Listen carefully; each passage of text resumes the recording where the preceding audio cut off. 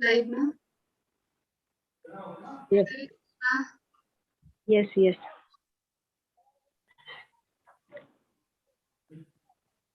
हरे कृष्णा।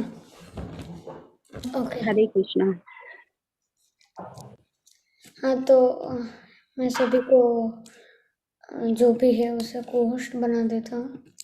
आरती सचन माता जी, श्री हरिप्रिया माता जी और सुजीत प्रभु जी भी है। जी हाँ। जी प्रभु। स्क्रीन हरे शेयर कृष्णा करेंगे प्रभु प्रभु जी। जी। स्क्रीन शेयर करेंगे वो। ओके।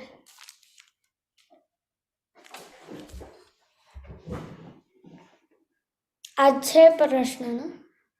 हाँ, सिर्फ 6 ही है। ओके, तो ठीक है। प्रभु जी को बोलती हूँ। प्रभु जी केवल 2 लोग प्रेजेंट करेंगे। 3 हाँ, 3 हाँ। क्वेश्चंस। जी प्रभु जी।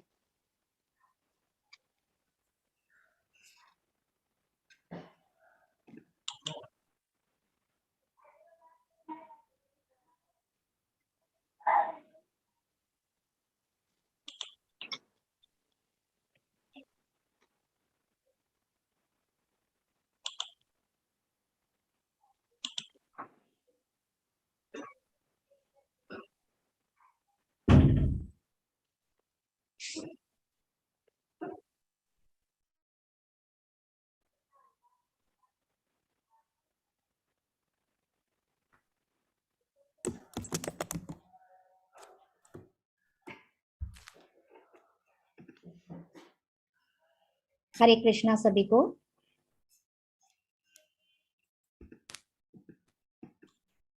ओम नमो भगवते वासुदेवाय। ओम नमो भगवते वासुदेवाय। ओम नमो भगवते वासुदेवाय। ओम अज्ञानतिमिरान्धस्य ज्ञानाञ्जनशलाकया चक्षुरुन्मिलितं येन तस्मै श्रीगुरुवे नमः। नमो विष्णुपदाय कृष्णपृष्ठाय भूतले श्रीमते भक्तिवेदांत स्वामिन् इति नामिने।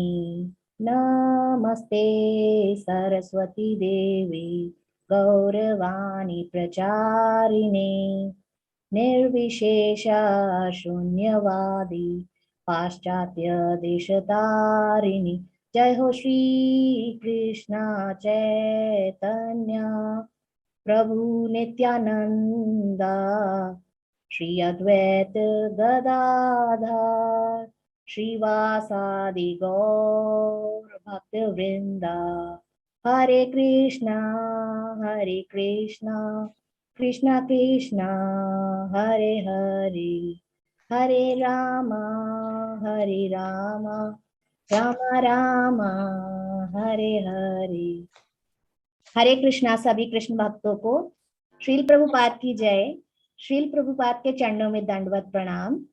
श्री जय पताका स्वामी जी के चरणों में दंडवत प्रणाम। श्री नामनिष्ठा दास प्रभु जी के चरणों में दंडवत प्रणाम। हरे कृष्णा।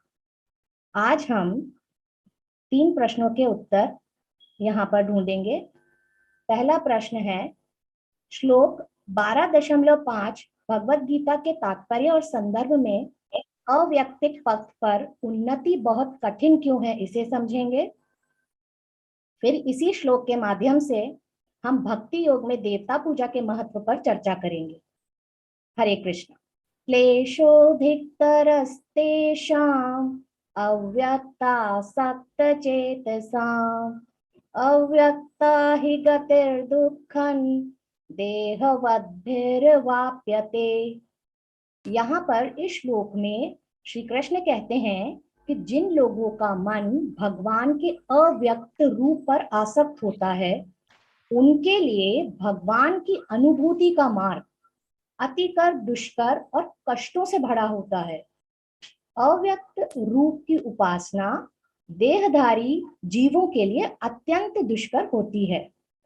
तो यहाँ पर श्री कृष्ण पुनः अपने साकार रूप की उपासना की प्राथमिकता को यह कहकर दोहरा रहे हैं कि जो निराकार ब्रह्म है, उसकी उपासना का मार्ग कष्टों से भरा होता है, चुनौतियों से भरा होता है। और निराकार ब्रह्म की उपासना इतनी कठिन क्यों है? आइए इसे समझने की कोशिश करते हैं। इसका प्रथम और महत्वपूर्ण कारण यह है कि हम मनुष्य देहधारी जीव होते हैं और अनंत जन्मों से साकार रूपों के साथ आचार व्यवहार करने के आदी हो चुके हैं। इसलिए भगवान से प्रेम करने के प्रयास में भी इसी प्रकार से यदि हम भगवान के मनोहारी रूप पर अपने मन को आकर्षित करते हैं तो यह सुगमता से भगवान पर एकाग्र हो जाता है, कर पाते हैं भगवान पर, और भगवान के प्रति हमारे अनुराग को यह जो हमारा कंसंट्रेशन है या जो एकाग्रता है वो बढ़ाता है। तो अपितु इसके विपरीत निराकार रूप की उपासना में हमारी जो बुद्धि है वो निराकार रूप को ग्रहण नहीं कर सकती, क्योंकि मन और इंद्रियों के सामने कोई स्थूल यानी सॉलिड सब्सटेंस पदार्थ नहीं होता है जिस पर हम अपना ध्यान केंद्र कर सकें। इसलिए भगवान का मनन करने का प्रयास और मन में भगवान की प्रीति को बढ़ाना दोनों ही थोड़ा कठिन हो जाता है। तो एक अन्य कारण से भी ब्रह्म की जो आराधना है भगवान की उपासना की अपेक्षा कठिन होती है। आइए इसके अंतर को समझने के लिए हम एक उदाहरण लेते हैं, जैसे कि मरकत किशोर न्याय अर्थात बंदर के बच्चे और मर्जर किशोर न्याय अर्थात बिल्ली के बच्चे से इस अंतर को समझने की कोशिश करते हैं कि क्यों साकार पूजा निराकार ब्रह्म से बेहतर है। अपनी माँ के पेट को कसकर पकड़ने का दायित्व बंदर के बच्चे का ही होता है, जबकि इसमें उसकी माँ कोई सहायता नहीं करती। जब मादा बंदर अपने बच्चे को लेकर एक वृक्ष की शाखा से दूसरे वृक्ष की शाखा पर छलांग लगाती है, तब माँ को कसकर पकड़ने का दायित्व स्वयं बच्चे पर होता है। यदि वो ऐसा करने में समर्थ नहीं होता या उसमें जरा सी भी गलती करता है तो वो तुरंत नीचे गिर सकता है, उसे हानि या क्षति हो सकती है, उसकी जान भी जा सकती है। इसके विपरीत बिल्ली का जो बच्चा होता है वो बहुत छोटा और कोमल होता है, लेकिन उसकी गर्दन के पीछे से मुंह से पकड़कर बिल्ली एक स्थान से दूसरे स्थान तक ले जाने का वह दायित्व स्वयं अपने ऊपर रखती है। समान रूप से हम समझें तो भगवान के निराकार रूप के उपासक की तुलना बंदर के बच्चे से की जा सकती है और साकार रूप के उपासक की तुलना बिल्ली के बच्चे से की जा सकती है। वे जो निराकार ब्रह्म की उपासना करते हैं उनकी उपासना के मार्ग पर आगे बढ़ने का दायित्व पूर्ण रूप से उन्हीं का होता है, क्योंकि ब्रह्म तो उन पर कोई कृपा करता ही नहीं। तो ब्रह्म केवल निराकार ही नहीं अपितु निर्गुण निर्विशेष निराकार ही होते हैं। इससे बोध यह होता है कि ब्रह्म में कृपा का गुण मिसिंग है, व्यक्त नहीं होता। तो ज्ञानी जन को निर्गुण निर्विशेष और निराकार भगवान की उपासना करते हैं, उन्हें केवल अपने स्वयं के ही प्रयासों पर, अभ्यासों पर, प्रयत्न पर निर्भर करना पड़ता है प्रभु की प्राप्ति के लिए। दूसरी ओर भगवान के जो साकार रूप जो करुणा और दया का सागर है, इस प्रकार साकार जो रूप होता है, भगवान के साकार रूप की उपासना करने वाला जो जीव होता है या भक्त होता है, वह अपनी साधना भक्ति द्वारा भगवान की दिव्य कृपा प्राप्त करता है और भगवान अपने भक्तों की रक्षा का जो दायित्व है वह स्वयं अपने ऊपर ले लेते हैं। इसी आधार पर ही कृष्ण ने 9वें अध्याय के 31वें श्लोक में यह कहा है, कौन्तेय प्रति जानी ही न में भक्तः प्रणश्यति, अर्थात कि निडर होकर हे कुंती पुत्र यह घोषणा कर दो कि मेरे भक्तों का कभी भी पतन नहीं होता है। हरे कृष्णा। प्रभु जी स्लाइड चेंज करें।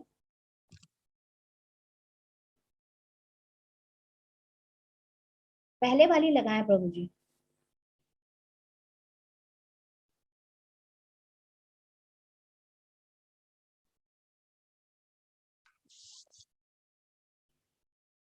Second slide, second, sorry. ठीक। अध्यात्मवादियों का समूह जो परमेश्वर के अचिंत्य अव्यक्त निराकार स्वरूप के पथ का अनुसरण करता है वह ज्ञान योगी कहलाता है, और जो व्यक्ति भगवान की भक्ति में रत रहकर पूर्ण कृष्ण भावना अमृत में रहते हैं वे भक्ति योगी कहलाते हैं। आइए यहाँ इस फर्क को या इस डिफरेंस को समझने की कोशिश करते हैं। यहाँ पर ज्ञान योग तथा भक्ति योग के निश्चित अंतर बताए गए हैं। ज्ञान योग का जो पथ है वो यद्यपि मनुष्य को उसी लक्ष्य तक पहुंचाता है, किंतु अत्यंत कष्टकारक है, जबकि भक्ति योग जो है वो भगवान की प्रत्यक्ष सेवा होने के कारण सुगम होता है। देहधारियों के लिए स्वाभाविक प्रकृति भी है, तो जीव अनादिकाल से देहधारी हैं। सैद्धांतिक रूप से उनके लिए यह समझ पाना अत्यंत कठिन है कि वह शरीर नहीं है। इसलिए भक्ति योगी क्या करते हैं, कृष्ण के विग्रह को, जिसे हम अर्चा विग्रह कहते हैं, उन्हीं को पूज्य मानते हैं, क्योंकि उसके मन में कोई शारीरिक बोध रहता है जिसे इस रूप में वह प्रयुक्त किया जा सकता है। मंदिर में जो अर्चा विग्रह पूजा सगुण पूजा होती है, क्योंकि भगवान को भौतिक गुणों के द्वारा प्रदर्शित किया जाता है, लेकिन भगवान के स्वरूप को चाहे पत्थर, लकड़ी या तैलचित्र जैसे भौतिक गुणों द्वारा क्यों ना हम अभिव्यक्त करें या दर्शाने की, चित्रण करने की कोशिश करें, पर क्या वह वास्तव में भौतिक होता है? नहीं, वो वास्तव में भौतिक नहीं होता, वो तो आध्यात्मिक है, वह स्पिरिचुअल डिवाइन है। तो परमेश्वर की यही परम प्रकृति है कि हम उसे साकार रूप में, एक जीव के रूप में या एक मूर्ति पूजा के रूप में हम उससे आसानी से जुड़ पाते हैं। यहाँ पर एक मोटा उदाहरण लेने की कोशिश करते हैं जो श्री प्रभुपाद जी ने दिया है इसी तात्पर्य में, कि सड़कों के किनारे पत्र पेटियां होती हैं, जिनमें यदि हम किसी पत्र को डाल दें पता लिखकर, तो बिना किसी कठिनाई के अपने गंतव्य स्थान पर पहुंच जाती है। लेकिन यदि हम यही पत्र किसी ऐसी पुरानी पेटी में डाल दें कि जो डाकघर से मान्यता प्राप्त नहीं हो या स्वीकृत ना हो, तो क्या होगा? वो पत्र तो कहीं पहुंचेगा ही नहीं। इसी प्रकार ईश्वर ने अपने अर्चा विग्रह रूप में अपना प्रामाणिक या वैद्य स्वरूप बना रखा है। यह अर्चा विग्रह जो स्वरूप होता है प्रभु का, यह परमेश्वर का ही साक्षात अवतार होता है। ईश्वर इसी स्वरूप के माध्यम से भक्त की सेवा स्वीकार करते हैं। भगवान चूंकि सर्वशक्तिमान है, अतएव वे अर्चा विग्रह रूपी अपने अवतार के द्वारा उसी माध्यम से भक्त की समस्त सेवाएं स्वीकार कर सकते हैं, जिससे बद्ध जीवन वाले मनुष्य को सुविधा होती है। इस प्रकार भक्त को भगवान के पास सीधे और तुरंत ही पहुंचने में कोई तकलीफ नहीं होती, कठिनाई नहीं होती। लेकिन जो लोग आध्यात्मिक साक्षात्कार के लिए निराकार विधि का अनुसरण करते हैं, उनके लिए जरूर यह मार्ग कठिन हो जाता है, क्योंकि उनके मार्ग में तपस्या, योग, साधना और स्वयं का सतत प्रयास इन्वॉल्व होता है या उन्हें करते रहना पड़ता है।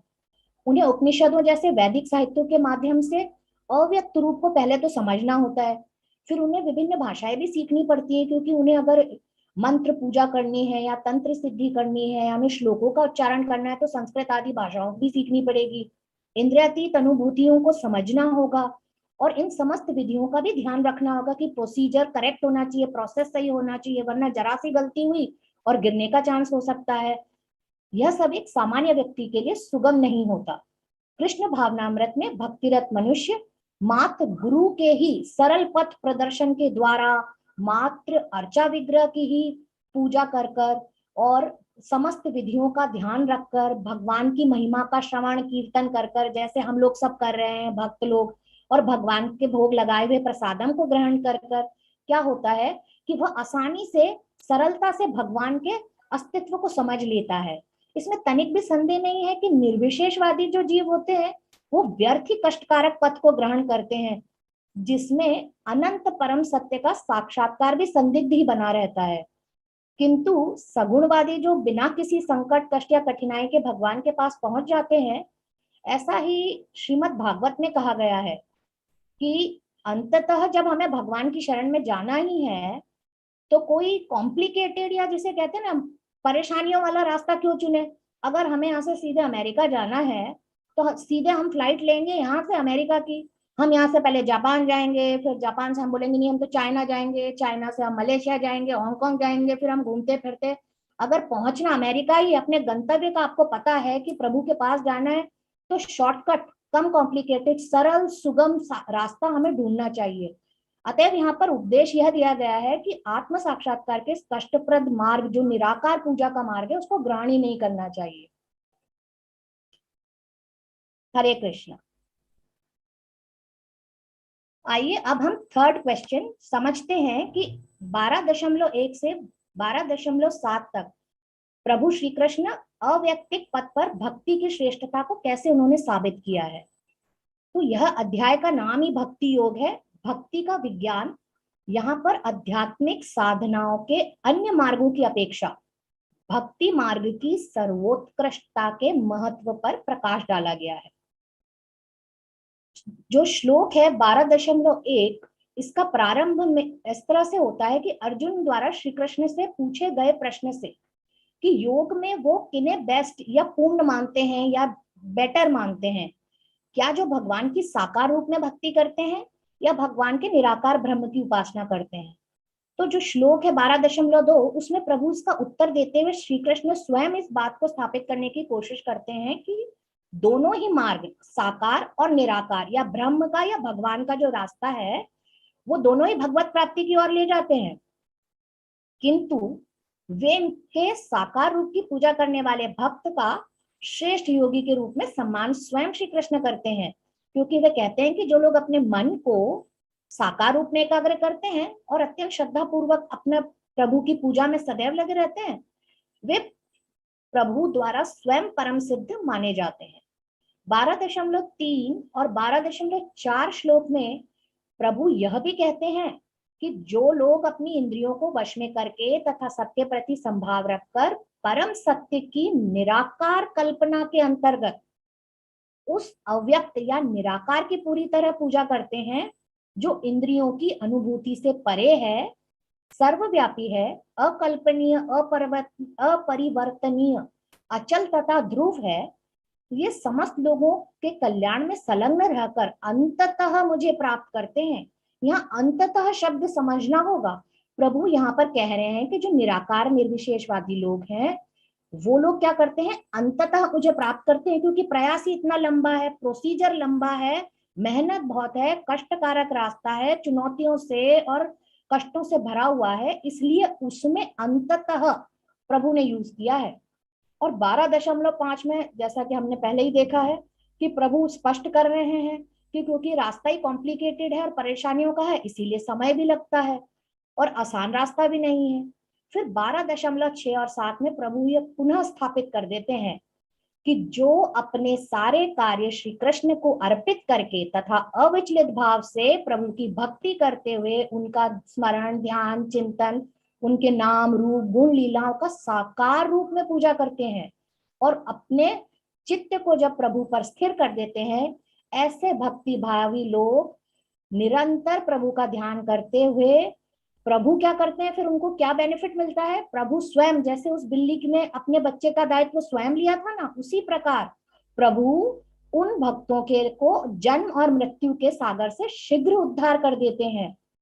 साकार रूप की आराधना करने वाले भक्त अपनी चेतना के साथ भगवान में विलीन हो जाते हैं और उनके प्रत्येक कर्म भगवान को समर्पित होते हैं और वे शीघ्रता से जीवन मरण के बंधनों से मुक्त भी हो जाते हैं। इसलिए प्रभु स्वयं ये यहाँ पर स्थापित कर रहे हैं और हमें बताने की कोशिश भी कर रहे हैं कि अपने बुद्धि हमें उनको समर्पित करनी चाहिए, अपने मन को केवल उनकी प्रेममय भक्ति में स्थिर करने के लिए ही हमें सदैव तत्पर रहना चाहिए। इससे हमें यह फायदा होगा कि हमें स्वयं भगवान अपने प्रयत्नों द्वारा, हमारे प्रयत्न तो कहीं पीछे ही रह जाएंगे, प्रभु स्वयं आगे आएंगे और हमें इस भवसागर से पार उतार देंगे।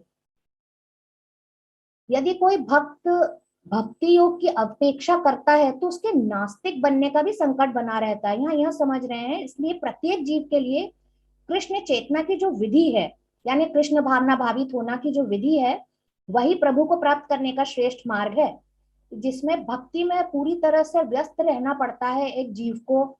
और जीवात्मा का यह परम कर्तव्य है कि वो भगवान की सेवा करे, और यदि वह ऐसा नहीं करेगा तो उसे माया की सेवा करनी पड़ेगी। तो ये चॉइस आपकी है, या भगवान को चुन लें, उनकी सेवा करें, उनकी भक्ति करें, नहीं तो फिर आपके पास कोई चॉइस नहीं रहेगी, आपको फिर माया गोल गोल घुमाएगी। तो जैसा पहले ही कहा जा चुका है कि भक्ति से परमेश्वर को जाना जा सकता है, अतएव मनुष्य को चाहिए कि वो पूर्ण रूप से भक्त बने। और क्या करे उसके लिए, कि भक्ति की विधि को किसी गुरु के संरक्षण में, सानिध्य में प्राप्त करे और भगवान को प्राप्त करने के लिए उसे अपने मन को कृष्ण में पूर्णतः एकाग्र करना चाहिए। वह कृष्ण के लिए हर कर्म करे, चाहे वह जो भी कर्म करे, लेकिन वह कर्म कृष्ण के लिए ही होना चाहिए। भक्ति का यही आदर्श है।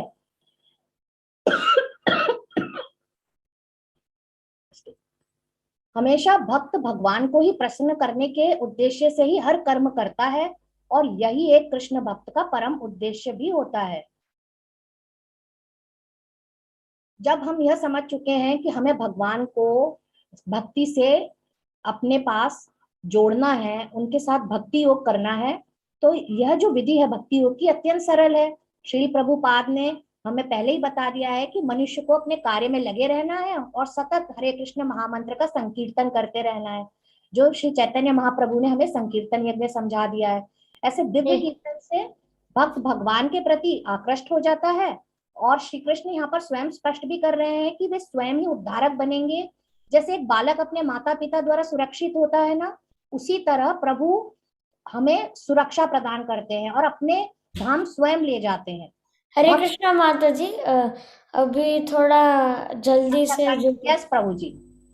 तो हमें क्या करना होगा कि जैसे भक्त को योगाभ्यास द्वारा अन्य लोकों में जाने के लिए प्रयत्न करने की कोई आवश्यकता नहीं है, अपितु भगवान अपने अनुग्रहवश स्वयं ही उन्हें पक्षी वाहन गरुड़ पर सवार होकर तुरंत आते हैं और भक्त को इस भवसागर से जो जन्म मृत्यु और जरा व्याधि का है उससे तुरंत निकाल दे जाते हैं। हमें सिर्फ कृष्ण भावनामृत की सुगम विधि का अभ्यास करना है और इसी भक्ति योग के मार्ग को चुन लेना है। केवल हमें श्री कृष्ण के पवित्र नाम हरे कृष्ण हरे राम राम राम हरे हरे वाले इस महामंत्र का जप करते हुए, कीर्तन करते हुए अपने जीवन को व्यतीत करना है, और हमें प्रभु के धाम पहुंचने के लिए सरलता का मार्ग चुनना है। इस धाम को अन्य किसी धार्मिक विधि द्वारा हम प्राप्त नहीं कर सकते, इसलिए मनुष्य को अपने गत जीवन के पाप कर्मों पर विचार करने की भी आवश्यकता नहीं है। सिर्फ उसका उत्तरदायित्व भगवान अपने ऊपर स्वयं ले लेते हैं उसका उद्धार करने का। इसलिए परम व्यक्ति जो कि समझदार है, बुद्धिमान है, उसे ईश्वर या श्री कृष्ण की शरण ग्रहण करनी चाहिए और अपने आप को अन्य मार्गों की अपेक्षा भक्ति मार्ग के रास्ते पर ही चलाना चाहिए। यही जीवन की सर्वोच्च सिद्धि है। हरे कृष्णा प्रभु जी। अब आगे के प्रश्नों के उत्तर आरती सचान माता जी देंगी। हरे कृष्णा। कृष्ण कृपा मूर्ति श्री श्रीमद एसी भक्ति वेदांत स्वामी शील प्रभुपाद जी के चरण कमलों में नमन करते हुए श्री नामानिष्ठा दास अंतरराष्ट्रीय कृष्ण भावनामृत अध्यक्ष आचार्य इस्कान मंगलुरु प्रभु जी को दंडवत प्रणाम स्वीकार हो। मुझे अध्याय 12 की प्रश्न संख्या 4, 5 और 6 का उत्तर देना है।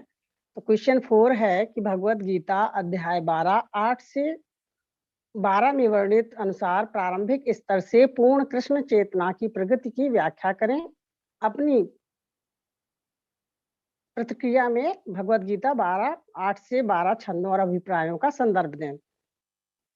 12, 8 में कहा है भगवान ने, मयि एव मन आधत्स्व, मुझ में ही मन को स्थिर करो। मयि बुद्धि निवेशय, मुझ में सारी बुद्धि को लगाओ तो।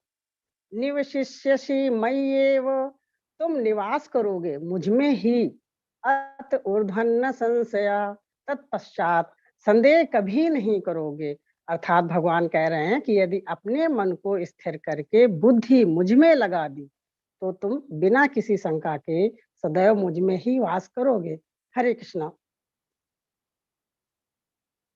प्रभु जी, अथ चित्तम समाधातुन, यदि मन को स्थिर करने में न शक्नोसि मयि स्थिरम, मुझ पर स्थिर करने में अर्थात अविचल भाव से समर्थ नहीं हो, नहीं कर सकते हो। अभ्यास योगेन ततो, तब अभ्यास करो। अभ्यास योग अर्थात भक्ति योग का, भक्ति योग के विधि विधानों का पालन करो। मामिच्छाप्तुं धनंजय, मुझको प्राप्त करने की इच्छा करो, चाह उत्पन्न करो। यहाँ भक्ति योग की 2 विधियां हो सकती हैं। पहली कि जिसने अपने दिव्य प्रेम से भगवान कृष्ण के प्रति वास्तव में आसक्ति उत्पन्न कर ली हो, एक ऐसा भक्त, और एक दूसरा जो अभी भगवान पर आसक्त नहीं है, तो फिर वह भक्ति योग के विधि विधानों का पालन करके अंततः कृष्ण आसक्ति अवस्था को प्राप्त कर सकता है। हरे कृष्ण। अभ्यासेप्य समर्थोऽसि मत कर्म परमो भव मदर्थमपि कर्माणि कुर्वन् सिद्धिं वाप्स्यसि। अब भक्ति योग के विधि विधानों का अभ्यास सभी नहीं कर सकते हैं, तो मेरे लिए कर्म करने का प्रयत्न करो। जैसे कोई अगर व्यापार कर रहा है तो उसे व्यापार को कृष्ण भावनामृत में कृष्ण को अर्पित करना होगा कि कृष्ण व्यापार के स्वामी हैं, तो इसका लाभ भी उन्हें ही मिलना चाहिए। इंद्रिय तृप्ति के विशाल भवन न बनवा करके कृष्ण के लिए सुंदर मंदिर बनवा सकता है, अर्चा विग्रह स्थापित कर सकता है, अर्चा विग्रह की सेवा का प्रबंध करा सकता है। कृष्ण को अर्पित करके बची हुई वस्तु को ही प्रसाद रूप में ग्रहण करना होना चाहिए उसका उद्देश्य। यदि कोई मंदिर नहीं बनवा सकता है, भगवान कृष्ण के लिए विशाल भवन बनवा देता है, अर्चा विग्रह स्थापित करता है, तो उसमें उसे रहने की मनाही तो होती नहीं है, लेकिन भवन का स्वामी खुद को न मानकर कृष्ण को ही भवन का स्वामी मानना चाहिए। यदि कोई मंदिर नहीं बनवा सकता और उसके पास थोड़ी सी भूमि है, तो उसमें बगीचा लगाकर उसकी देखभाल कर सकता है, फूल तुलसी उगा सकता है, उनको सींच सकता है। तो ये जो सभी कर्म हैं, ये कृष्ण कर्म के उदाहरण हैं। इसके आगे भगवान कहते हैं कि यदि तुम कृष्ण कर्म भी नहीं कर सकते हो, तो फिर क्या कर सकते हो? सर्व कर्म फल त्यागन ततः कुरु यतात्मवान। तुम अपने सभी कर्म के समस्त फलों को त्याग दो और आत्मवान यानी आत्म स्थित बनने का प्रयत्न करो। भगवान तक पहुंचने की दो विधियां हैं कृष्ण भावनामृत। एक तो होती है प्रत्यक्ष विधि और एक है क्रमिक विकास की विधि। तो कृष्ण भावनामृत में भक्ति ये प्रत्यक्ष विधि है जो हर किसी के लिए संभव नहीं है, इसलिए भगवान ने अर्जुन के निमित्त अप्रत्यक्ष विधि ऐसे लोगों के लिए सुझाई है कि वो धीरे धीरे कृष्ण भावनामृत की दिशा में अपनी प्रगति कर सकें। वैसे भगवत गीता में प्रत्यक्ष विधि पर ही जोर दिया गया है। प्रत्यक्ष विधि ग्रहण करना भगवान श्री कृष्ण की शरण में जाने की सलाह दी जाती है, क्योंकि जो कृष्ण भक्ति में रत है उसकी स्थिति शुरू से ही दिव्य होती है। वह भक्त भौतिक धरातल पर न होकर सदैव कृष्ण में वास करता है। भगवान का पवित्र नाम और भगवान अभिन्न है ऐसा वह जानता है। इसलिए भक्त जब हरे कृष्ण कीर्तन करता है तो कृष्ण और उनकी अंतरंगा शक्ति भक्ति की जिह्वा पर नाचते हैं। वह भोग चढ़ाकर उच्छिष्ट प्रसाद खाकर कृष्णमय हो जाता है। हरे कृष्णा हरे कृष्णा। अगला प्रश्न है कि भगवत गीता अध्याय 12 13 से 19 में वर्णित कम से कम 5 गुणों की सूची बनाएं जो कृष्ण को प्रिय हैं, जो आपको विशेष रूप से प्रेरणादायक लगते हैं। कृष्ण भावनामृत के अभ्यास के माध्यम से गुणों को विकसित करने के तरीकों पर चर्चा करें। तो पहला जो गुण है वो है सम दुख सुख, यानी सुख दुखों की प्राप्ति में सम। सुख दुख से उत्पन्न होने वाले विकारों का नाम होता है हर्ष और शोक। अज्ञानी मनुष्यों की सुख में आसक्ति होती है, इसी कारण सुख की प्राप्ति में उनको हर्ष होता है और दुख में उनका द्वेष होता है, इसीलिए दुख प्राप्ति में शोक करते हैं। परंतु ज्ञानी भक्त का सुख और दुख में संभाव हो जाने के कारण किसी भी अवस्था में उनके अंतःकरण में हर्ष शोक आदि विकार नहीं होते। कठोपनिषद 1:2-12 में भी कहा गया है, हर्ष शोको जहाति, अर्थात ज्ञानी पुरुष हर्ष शोक को सर्वथा त्याग देता है। प्रारब्ध भोग के अनुसार शरीर में रोग हो जाने पर उसको पीड़ा रूप दुख का बोध होता है और शरीर स्वस्थ रहने पर पीड़ा के अभाव का जो बोध रूप सुख वो भी होता है, किंतु राग द्वेष अभाव होने के कारण हर्ष और शोक उन्हें नहीं होते। इसी तरह किसी भी अनुकूल और प्रतिकूल पदार्थ या घटना के संयोग वियोग में किसी प्रकार से भी उनको हर्ष शोक नहीं होता। यही उनका सुख दुख में सम रहना है। जो दूसरा गुण है वो है यस्मान्नो द्विजिते लोको लोकान्नो द्विजिते चया। यहाँ द्विजिते शब्द 2 बार आया है। तो जो किसी को कष्ट नहीं पहुंचाता तथा अन्य किसी के द्वारा स्वयं कष्ट या विचलन का अनुभव भी नहीं करता है, तो ऐसा भक्त जो किसी के कष्ट चिंता भय असंतोष क्षोभ उद्वेग का कारण नहीं बनता, क्योंकि वह भक्त सब पर दयालु होता है। ऐसा कोई कार्य ही नहीं करता जिससे किसी को चिंता हो। साथ ही यदि अन्य लोग ऐसे भक्त को चिंता में डालना चाहते हैं तो वह विचलित भी नहीं होता। यहाँ 2 बार उद्विजते शब्द आया है, तो इसकी इंपॉर्टेंस समझना है कि भक्त जानबूझकर तो किसी को दुख, संताप, भय, कष्ट पहुंचा ही नहीं सकता। उसके द्वारा स्वाभाविक रूप से सबकी सेवा और परम हित ही होते हैं।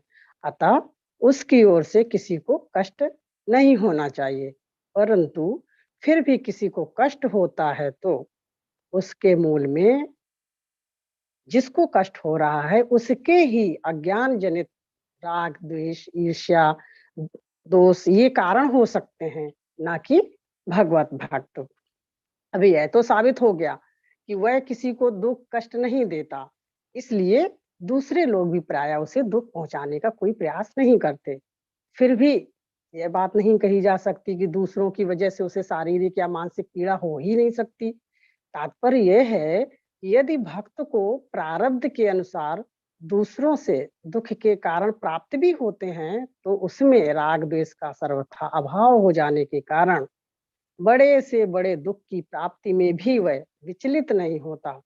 6:22 में कहा गया है कि यम लब्ध्वा चा परम लाभम मन्यते नाधिकम तथा यस्मिन् स्थितो न दुखेन गुणापि विचाल्यते। जो पूर्व सिद्ध मनुष्य हैं अपनी दिव्य इंद्रियों द्वारा असीम दिव्य सुख में स्थित रहता है। बड़े से बड़ा भोग और ऐश्वर्य उसे रसहीन एवं तुच्छ प्रतीत होते हैं। ना वह भोग ऐश्वर्य प्राप्त की इच्छा करता है और अपनी स्थिति से जरा भी विचलित नहीं होता है। बड़े से बड़े कितने भी भयानक असहनीय दुख प्राप्त होने पर भी अविचलित रहता है, एकदम अटल अचल रहता है। जो तीसरा गुण है वो है संतुष्ट, प्रसन्न या आत्मतुष्ट। जो भक्त प्रसन्न या आत्मतुष्ट रहता है वह मुसीबत में पड़ने पर सोचता है कि भगवान की मेरे ऊपर कृपा ही है, मुझे अपने विगत दुष्कर्मों के अनुसार इससे कहीं अधिक कष्ट भोगना चाहिए था। ये तो भगवत कृपा है कि मुझे मिलने वाला पूरा दंड नहीं मिल रहा है, भगवत कृपा से थोड़ा ही दंड मिल रहा है। अतएव अनेक कष्टपूर्ण परिस्थितियों में भी वह शांत तथा धीर बना रहता है, प्रसन्न चित्त रहता है। भगवत कृपा से जो कुछ प्राप्त होता है उसी में संतुष्ट रहता है। श्रीमद् भागवत में 10:14-8 में कहा गया है कि तत्ते अनुकंपा समीक्षमाणो भुंजान एकात्म कृतम विपाकम। जो चौथा गुण है वह है दृढ़ निश्चय, संकल्प सहित, यानी कि उसने ऐसा संकल्प ले लिया है और वो दृढ़ निश्चयी होता है। 5वां गुण है मयि अर्पित मनोबुद्धि, जिसने मन तथा बुद्धि को श्री कृष्ण भगवान में अर्पित कर दिया हो। तो जिसने बुद्धि के द्वारा परमेश्वर के स्वरूप का भली भांति निश्चय कर लिया है, संकल्प कर लिया है, जिसे सर्वत्र भगवान का प्रत्यक्ष अनुभव होता है तथा जिसकी बुद्धि गुण, कर्म और दुख आदि के कारण परमात्मा के स्वरूप से कभी किसी प्रकार ही विचलित नहीं होते हैं, तो उसको दृढ़ निश्चय कहते हैं। दृढ़ निश्चयी व्यक्ति झूठे तर्कों से विचलित नहीं होता, क्योंकि कोई उसे भक्ति के दृढ़ संकल्प से हटा नहीं सकता है। वह पूर्णतया अवगत रहता है कि कृष्ण उनके शाश्वत प्रभु हैं, अतः कोई भी उसे विचलित नहीं कर सकता। इन समस्त गुणों के फलस्वरूप वह अपने मन तथा बुद्धि को पूर्णतया परमेश्वर पर स्थित करने में समर्थ होता है। यद्यपि भक्ति का ऐसा आदर्श अत्यंत दुर्लभ है, लेकिन भक्त भक्ति के विधि विधानों का पालन करते हुए उसी अवस्था में स्थित रहता है। तभी भगवान कहते हैं कि ऐसा भक्त उन्हें अति प्रिय है। ऐसे भक्ति की कृष्ण भावना से युक्त कार्यकलापों से भगवान सदैव प्रसन्न रहते हैं। इन गुणों को विकसित करना आसान नहीं है, परंतु अभ्यास और इच्छा शक्ति से सब कुछ संभव है। भगवान स्वयं अध्याय 12, 13 से 19 में बता रहे हैं कि ऐसे समस्त गुणों से युक्त भक्त के लिए भगवान कहते हैं सच में प्रिय, वह भी मेरा प्रिय है। तब यदि भगवान का प्रिय बनना है तो उत्तिष्ठत जागृत प्राप्य वरान निबोधत, उठो जागो और श्रेष्ठ गुरु की शरण में जाकर उनसे जीवन के तथ्य को सीखो। वेद का श्लोक है ये, केवल उठकर जागने से कुछ नहीं होगा, उठोगे जागोगे तभी कुछ हो सकता है। पर उठा तो रावण भी था, कंस भी उठा था, सब उठे थे, पर उन्होंने प्राप्य वरान निबोधत नहीं किया, किसी श्रेष्ठ गुरु की शरण में नहीं गए, इसीलिए रावण बन गए, कंस बन गए, जरासंध बन गए। हरे कृष्णा। यही रखिएगा स्लाइड प्रभु जी। अब 6th क्वेश्चन है कि एक भक्त के जीवन में अच्छे गुणों को विकसित करने के महत्व की चर्चा कीजिए।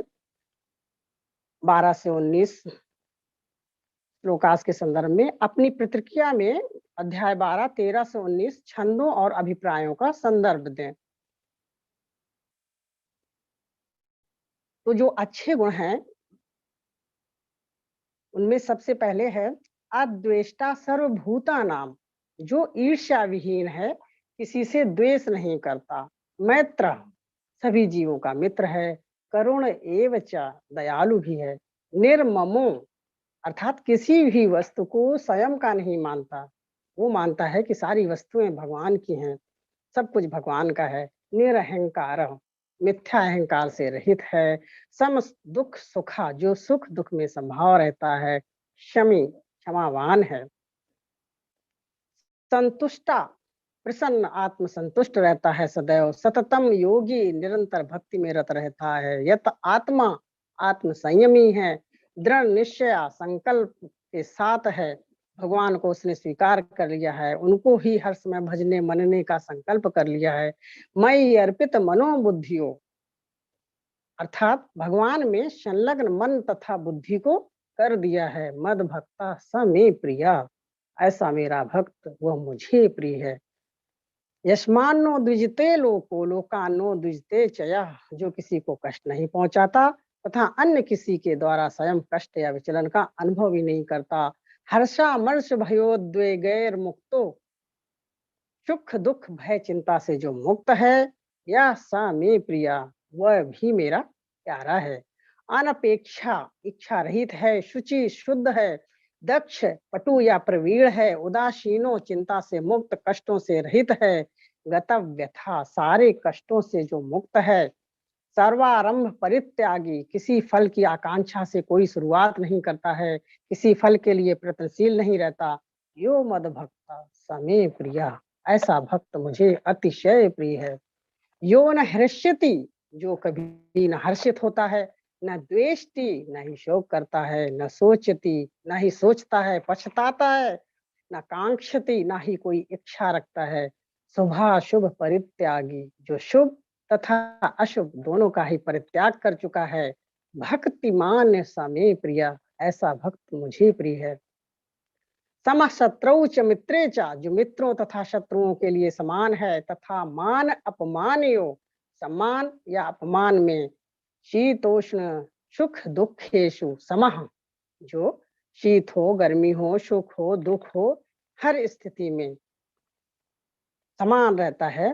संग विवर्जिता उसकी संगति अच्छी है, अर्थात जो गलत या दूषित संगति है उससे वह मुक्त है, तुल्य निंदा स्तुति कोई भी निंदा उसकी करे, तारीफ करे, स्तुति करे तो वह समान रहता है, मौनी मौन रहता है, अर्थात वाणी पर जिसका नियंत्रण है, अनर्गल प्रलाप नहीं करता, सिर्फ कृष्ण कथा करता है, संतुष्टा येन केनचित संतुष्ट रहता है हर परिस्थिति में, अनिकेता यानी बिना घर बार का, अर्थात जिसे दीन दुनिया या घर बार की कोई परवाह नहीं है, स्थिर मति दृढ़ संकल्पित है अपने ज्ञान में, भक्तिमान भक्ति में रत है, मैं प्रियो न रहा, ऐसा पुरुष मुझे अत्यंत प्रिय है। हरे कृष्णा। ये समस्त गुण जो भगवान ने बताए हैं, उन्हें ऐसे लक्षणों से युक्त भक्त बहुत प्रिय हैं, भले ही भक्त के लक्षणों की कुछ पुनरावृत्ति हुई है, लेकिन भक्त को ये सारे गुण अर्जित करने चाहिए, सद्गुणों के बिना कोई शुद्ध भक्त नहीं बन सकता, तो जो भक्त कहलाना चाहता है उसे सद्गुणों का विकास करना चाहिए, यह अवश्य है कि एक भक्त को इन गुणों के लिए अलग से कोई प्रयास नहीं करना पड़ता, बल्कि कृष्ण भावनामृत तथा भक्ति में संलग्न रहने के कारण उसमें ये गुण स्वतः ही विकसित हो जाते हैं। हरे कृष्णा।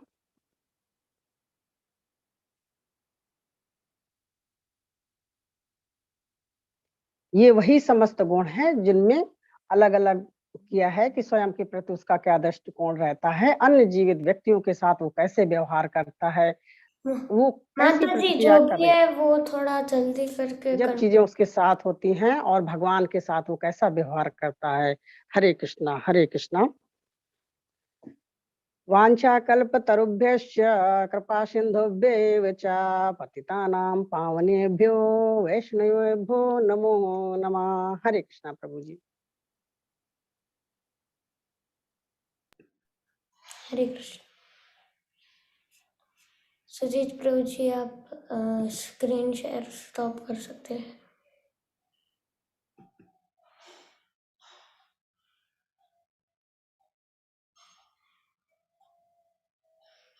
हरे कृष्ण।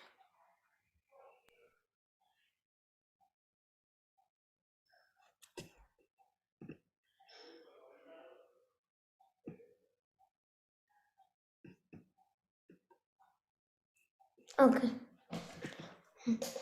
बहुत ही अच्छी प्रस्तुतिकरण की है आरती माता जी और श्री हरिप्रिया माता जी ने अच्छे से समझाया हुआ है सभी कुछ, इसलिए कॉन्सेप्ट जो भी मतलब कि है वो सब मतलब कि आपने क्लियर करवा दिया, इसलिए बहुत ही अच्छा प्रेजेंटेशन रहा।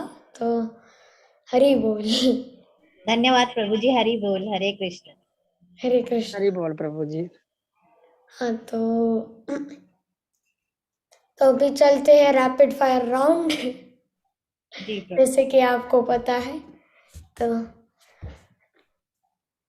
तो आरती माता जी और श्री हरिप्रिया माता जी को मैं एक टर्न मतलब कि एक मतलब कि टर्न बाय मतलब कि एक क्वेश्चन फिर आरती माता जी को एक क्वेश्चन, श्री हरिप्रिया माता जी, ऐसे करके मैं। जी प्रभु। ओके, तो किससे शुरू करूं? जैसा आप उचित समझे। ओके, श्री हरिप्रिया माता जी, हरे कृष्ण। हरे कृष्ण प्रभु। जी, तो वेदों में कहा गया है कि भगवान निर्गुण है, निराकार है, मतलब कि ऐसी भगवान की व्याख्या की गई है। तो इससे हम कैसे समझ सकते हैं, क्योंकि भगवान ने तो कहा है वेदाहम एदेश सर्वेरहमेव वेद्यो वेदांतकृत वेद विदेहता, कि वेदों के द्वारा मुझे ही जानना है, पर वेदों में तो ऐसा लिखा है।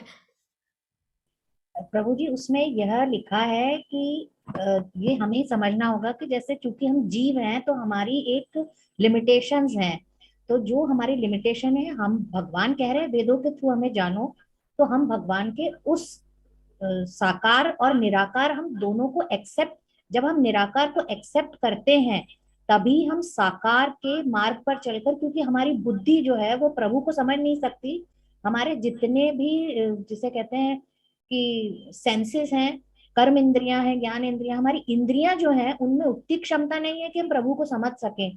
तो हम उसे किसी चीज से रिलेशन में जब समझते हैं तो हमारे लिए जैसे एक नॉर्मल जीव के लिए वो इजी हो जाता है प्रभु को रिलेट कर पाना और उनसे अपना संबंध स्थापित करना। अगर ऐसे हम किसी को कहें कि आम होता है और आम जब पीले रंग का होगा तब वो मीठा होगा और आम हरे रंग का है तब वो खट्टा होगा, पर चूंकि कल्पना के द्वारा हम वह समझ नहीं सकते, सबके बस की बात नहीं है प्रभु को उस स्वभाव में समझ पाना।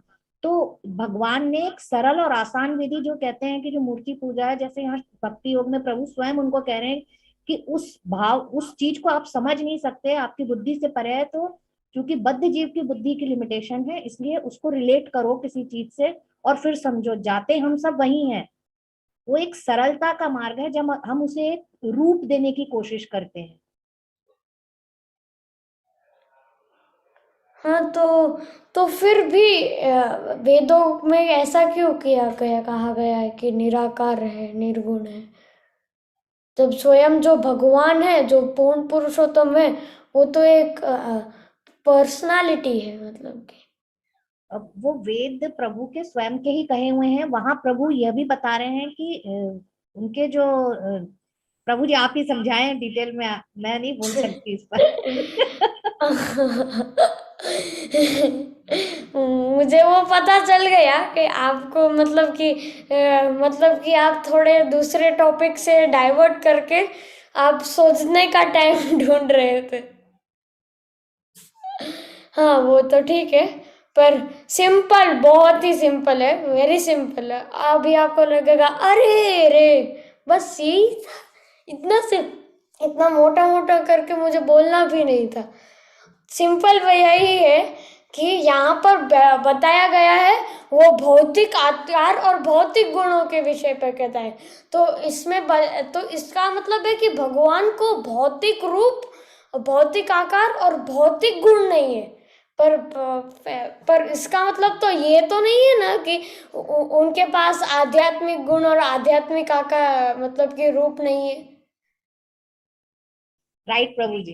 तो सिंपल है मतलब तो मतलब कि वेदों में ऐसा ही इसी संदर्भ में कहा गया कि भौतिक गुण नहीं है और भौतिक भौतिक आकार नहीं है। पर भगवान है तो आध्यात्मिक, उसका सब कुछ आध्यात्मिक है, कुछ भी भौतिक तो नहीं है। इसीलिए भगवान के पास आध्यात्मिक गुण है और आध्यात्मिक रूप है। जी प्रभु, सिंपल। बड़ा गूगली क्वेश्चन था ये आपका। वही तो है मतलब कि इसीलिए मैं सबसे पहले यही पूछा। ओके। हाँ तो इसीलिए, हाँ तो इसीलिए वही है कि भौतिक गुण और भौतिक आकार तो भगवान के होते ही नहीं है। भगवान के जो भी कुछ लाल लीलाएं होते हैं, जो भी कुछ गुण होते हैं, जो भी भगवान से रिलेटेड है वो मतलब कि आध्यात्मिक होता है। यस, जैसे हम प्रसादम भोग लगाते हैं तो भगवान अपने ह्यूमन जैसे मानव के सेंसेस की तरह तो उसे भोग नहीं लगाते, पर उनके तो हर चीज आध्यात्मिक होती है और वो किसी भी चीज से किसी भी चीज का काम ले पाते हैं। हाँ और अगर हम देखें, अगर हम निराकार ब्रह्म की मतलब की आराधना करें तो मतलब कि सबसे पहले तो यही है कि सबसे पहले तो यही, जैसे कि आपने कहा वो पथ बहुत बहुत कठिन है। मतलब कि देखो इसमें भगवान ने मतलब कि बहुत अच्छी तरीके से शब्दों का यूज किया है। अगर हम 9th चैप्टर के 2nd श्लोक में देखें तो कहते हैं कि राज विद्या राजगुह्यम पवित्रम इदम उत्तमम प्रत्यक्षावगमम धर्म्यम सुसुखम कर्तुम अव्ययम। मतलब कि सुखम मतलब कि क्या, जॉयफुल, या और इसमें लिखा है सुसुखम मतलब कि इतना आनंद देने वाला ये मार्ग है, इतना बहुत आनंद देने वाला ये मार्ग है। इसमें मतलब कि लोगों को यूजुअली मतलब कि कोई भी पाथ में या कोई भी गोल के पाथ में चलते हैं तो मतलब कि जो डेस्टिनेशन में ज्यादा मजा आता है पर रास्ते में मजा नहीं आता, कि मतलब कि उसमें जो स्ट्रगल होती है उसमें ज्यादा नहीं मजा आता, पर इसके बाद जो स्ट्रगल के बाद जो रिजल्ट है उसमें आनंद आता है। पर ये तो ऐसा एक मार्ग है जिसमें हमें स्ट्रगल में जो भी हम स्ट्रगल करते हैं उसमें भी आनंद आता है, और जब हम अपने जो लक्ष्य है उसको प्राप्त कर लेते हैं उसके बाद भी आनंद आता है। और लक्ष्य के प्राप्त करने के बाद ऐसा नहीं कि हम मतलब कि अभी हमें कुछ करना ही है, नहीं है, क्योंकि क्योंकि हम आत्मा की, क्योंकि हम आत्मा है, हमें हमेशा कुछ ना कुछ चाहिए। मतलब कि हम ऐसे आइडियल नहीं बह सकते, हमें कुछ ना कुछ तो चाहिए। तो ये एक मिनट, हाँ तो ये भक्ति रसामृत सिंधु है। मतलब कि ये ऐसा ओशन है जो कभी अंत नहीं ले सकता। मतलब कि जितना आप डूबोगे, जितना इसके अंदर घुसोगे उतना आपको जानने को मिलेगा और उतना ही आपको आनंद मिलेगा। जी प्रभु जी, बिल्कुल सही। जैसे कि अगर हम जितना ओशन में मतलब कि नदी या में ज्यादा अंदर और मतलब कि डीप जाए तो हमें कई सारे मतलब कि मोतियां मिलती है और वो सब मिलता है। तो वैसे ही प्रभु जी जितना हम डीप जाएंगे उतना पीसफुल महसूस होगा, पीसफुल लगेगा उसमें। हाँ, तो ये कोई ऐसा नहीं कि मतलब कि मतलब कि अगर गोलोक प्राप्त हो गया तो इसके बाद कुछ नहीं, ऐसा नहीं। उसके बाद भी कंपटीशन है कि उसके बाद भी कंपटीशन है कि आज आज ऐसी लीलाएं होगी और आज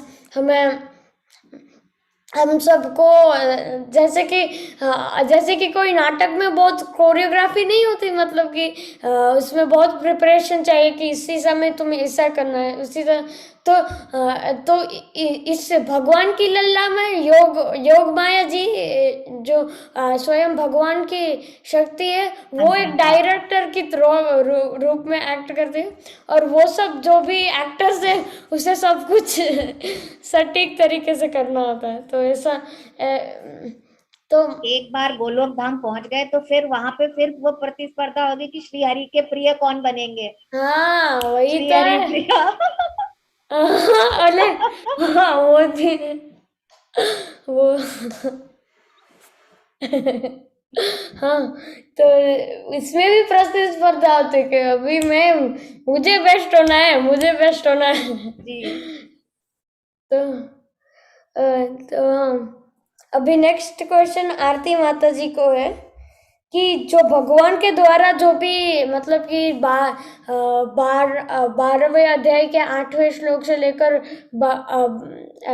मतलब कि 12वें श्लोक तक जो भी श्लोक दिए उसमें कई सारे स्तर दिए गए, तो मतलब कि भक्ति के स्तर दिए गए, तो उसके नाम क्या आप दे सकते हैं?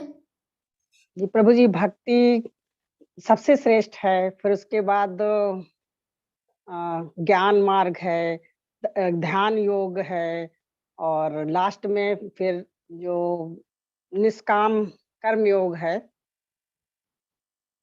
हाँ, तो इसमें सिंपल है, और सबसे जो टॉप में आता है अनन्य भक्ति। अनन्य भक्ति मतलब कि हम डायरेक्टली ऐसे मतलब कि स्पॉन्टेनियसली हमारे मन को भगवान में पूर्ण तरीके से समर्पित कर दे, पर हमारे मन की तो जो भी अभी के लिए जो भी व्यथा है वो तो हम सबको पता है।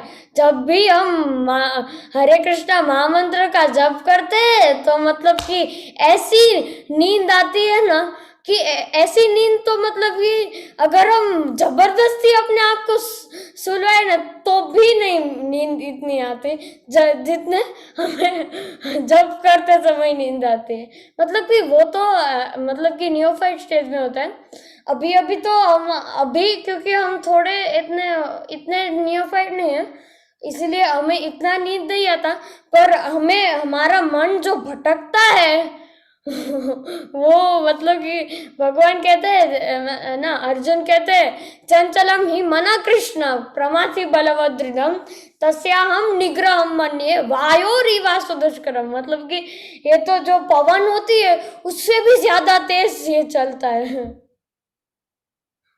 एक बंदर की तरह एक झाड़ से दूसरे झाड़ तक ऐसे ऐसे घूमता, मतलब कि इतना भटकता है ना हमारा मन। तो इसी स्टेज में तो कोई पॉसिबिलिटी है ही नहीं कि हम अपने आप को पूर्ण तरीके से भगवान को हमारे मन को भगवान में पूर्ण तरीके से समर्पित करें। ये तो हमारे लिए इस स्तर पर पॉसिबल नहीं है, तो अभी नहीं है तो क्यों, इसीलिए तो फिर नेक्स्ट स्टेज क्या आता है, साधना भक्ति। मतलब कि अभी तुम थोड़ा रूल्स रेगुलेशंस करो क्योंकि मन भटकता है, तो मतलब कि मन के भटकाव तो थोड़ा शांत करो, उससे पहले शांत करो, उससे पहले उसे रेस्टलेस से थोड़ा मतलब कि शांत करो, और उस मतलब कि ऐसा अभ्यास करो, मतलब कि सारे रूल्स और रेगुलेशंस को फॉलो करते हुए और हरे कृष्णा साधना करते हुए ऐसा रूल करते हुए फिर उसके बाद आपको अनन्य भक्ति प्राप्त हुई। अब आप कह रहे हो कि अरे यार रूल्स रेगुलेशंस क्या फॉलो करना, मुझे तो ये भी, मुझे इतने रूल्स रेगुलेशंस मतलब कि कितना है सारे, मैं तो इतना फॉलो नहीं कर सकता। तो फिर भगवान कहते हैं ओके तो ठीक है, तो अभी एटलीस्ट तुम ऐसा कर लो कि निष्काम कर्म योग कर लो, मतलब कि जो भी तुम करते हो उसका फल मुझे प्रदान कर दो, इतना तो कर सकते हो ना। मतलब कि जो भी मेरे लिए काम कर, फिर भी आजकल के कलयुग के लोग भगवान मुझे आपकी सेवा करनी ही नहीं, मुझे तो अपने आप की सेवा करनी है। और जब तो भगवान कहते ओके ओके तो ठीक है, तो अभी सकाम कर्म योग कर लो कि जो तुम अच्छे कर्म करो, जो भी कर्म करो उसे अच्छे करो, एटलीस्ट अच्छे तो करो, जो भी कर रहे हो बुरे मत करो। ऐसा कह रहे हैं भगवान। और फिर नेक्स्ट आता है ज्ञान योग या ध्यान योग, मतलब कि अगर तुमसे मतलब कि कोई होता ही नहीं तो एटलीस्ट थोड़ा ज्ञान प्राप्त कर लो, थोड़ा मतलब कि मेडिटेशन कर लो, वो सब कर लो, एटलीस्ट इतना तो कर सकते हो ना। इसीलिए आदमी के स्तर के ऊपर भगवान ने ये एक ऐसा सिस्टम बनाया है बहुत अच्छी तरीके से। ओके ओके, दूसरा क्वेश्चन श्री हरिप्रिया माता जी से। आपने प्रेजेंटेशन में तो कहा, ये आपने बहुत अच्छी तरीके से समझाया है, फिर भी मैं पूछ रहा हूँ कि विग्रह तो ऐसे पत्थर ही होते हैं, इसमें क्या होता है, एक पत्थर का एक रूप होता है, उसमें थोड़े ऐसे पेंटिंग किए जाते हैं और आप उसकी पूजा करते हो, मूर्ति पूजा करते हो, और इसमें मतलब कि इसमें भगवान थोड़ी ना हो सकते, पत्थर है ये एक तो एकदम, तो इसमें भगवान तो हो ही नहीं सकते, मतलब कि।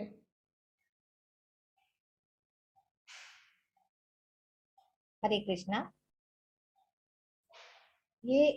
हम ये बोलते हैं कि वो भौतिक भगवान का हम कह चुके हैं, जैसे मैंने पहले भी कहा था कि जैसे अगर हम कुछ भी जो दिखाते हैं डिपिक्ट होता है वो भौतिक गुणों द्वारा अभिव्यक्त किया जाता है, परंतु वास्तव में वो भौतिक नहीं होता, क्योंकि प्रभु की ये जो प्रकृति है, जैसा आपने पहले क्वेश्चन में कहा था कि ये स्थापित है कि भगवान स्पिरिचुअल है, डिवाइन है, आध्यात्मिक है, परंतु उन्होंने स्वयं उसको, जैसे वो हमने एग्जाम्पल लिया था ना डाकघर वाला और पत्र पेटी वाला, तो भगवान ने स्वयं इस चीज को, जिसे कहते हैं ना, अपना वैद्य प्रमाणिक रूप स्थापित किया है। अगर वो नहीं होता तो यहाँ पर गीता के द्वारा प्रभु ये चीज को खुद उस चीज को रीइंफोर्स ना करते, यहाँ पुनः ये स्थापित नहीं करते कि उस अर्चा विग्रह या उस स्वरूप को तुम करो, क्योंकि वो तुमसे रिलेटेड है, तुम्हारे लिए मेरी पूजा करने का आसान हो जाएगा। प्रभु ये स्वयं स्थापित कर रहे हैं। हम इसीलिए वो जो क्वेश्चन था एक थर्ड वाला कि कैसे भगवान बता रहे हैं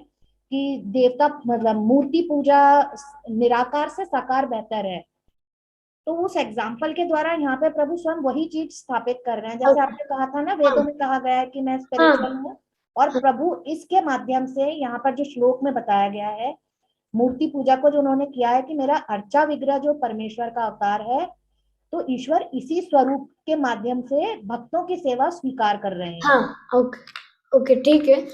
सबसे पहले अगर कोई ऐसा प्रश्न पूछता है तो उसे सिंपल ऐसे मुंह तोड़ जवाब देने का, मतलब कि ऐसा होता है कि मतलब कि सबसे पहले तुम कौन हो ऐसा कहने वाले, तुम भी तो अगर हम देखें तो तुम भी लाइक मतलब कि परपोर्ट में ऐसा थोड़े ऐसे शब्द यूज किए हैं that you are only a bag of bones tool and